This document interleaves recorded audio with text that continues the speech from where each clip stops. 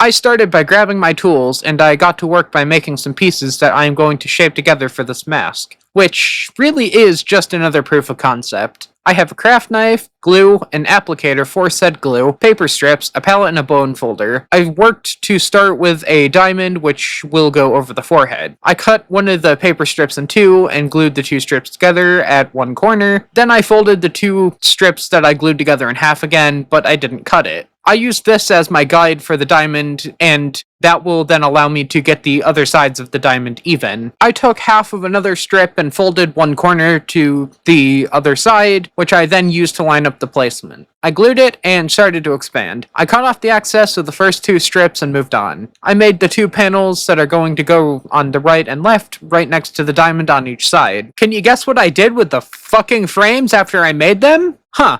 I just glued them together. I then cut off the excess again, like fucking usual, and I made sure it's the right size.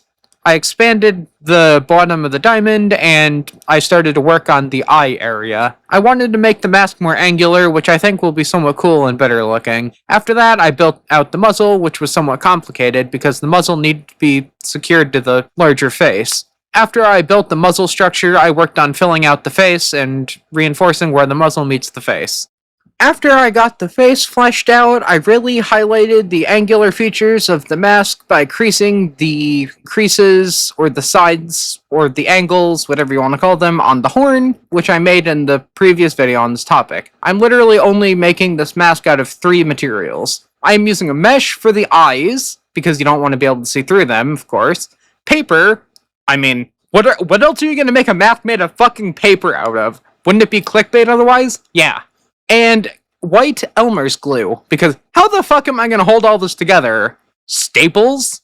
No. After I got the body of the mask built, I then went on to sanding the inside of the mask, which is good to know that it is possible. Although I did use 200 grit sandpaper, which I definitely should have used 100 to start. Probably, at least, that would hopefully not tear up the paper.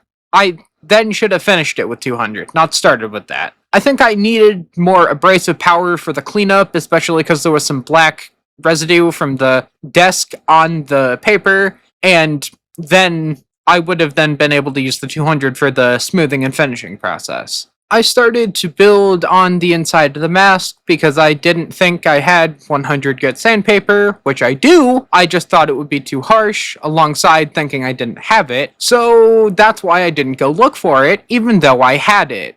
I gave up and just decided to retire this run and make it into a proof of concept, which I think it's for the better. I have some things which I want to try in the future with other proof of concepts, but I will get to that in another video. This project was a short one. I just wanted to document my test and upload something since I haven't uploaded in a good while.